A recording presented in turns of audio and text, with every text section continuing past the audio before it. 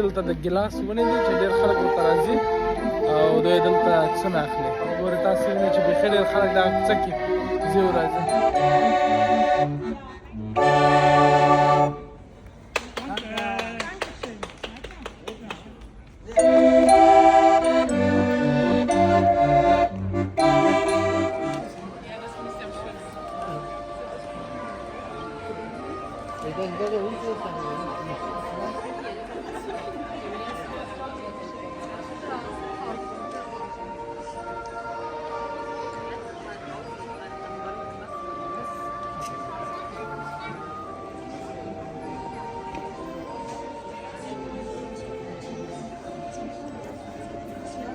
بروما نیوسپل مډسټیو انورما دا یو نوم باندې ده. دغه کوڅه فکر کوم چې دې نوم باندې نومول سوې ده.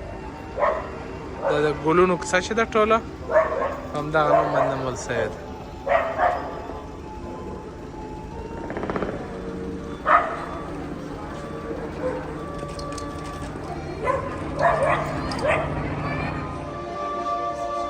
دا د تاسې وینئ دلته موسیقي هم غږول کېږي.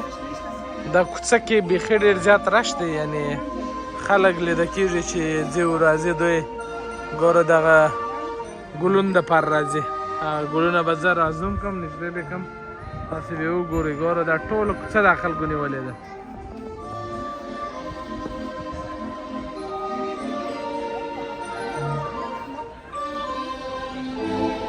او دلته هم دا دی موسیقي غږول کېږي، بېلابېل ډول موسیقي ده. ګوره دا د بیزو یا شادي عکسونه هم دلته ایښي دي، ډېر خوند کوي. دغه ښځینه چې د موسیقي یو رقم غږوي او دغه سړی هم یو بل ډول موسیقي.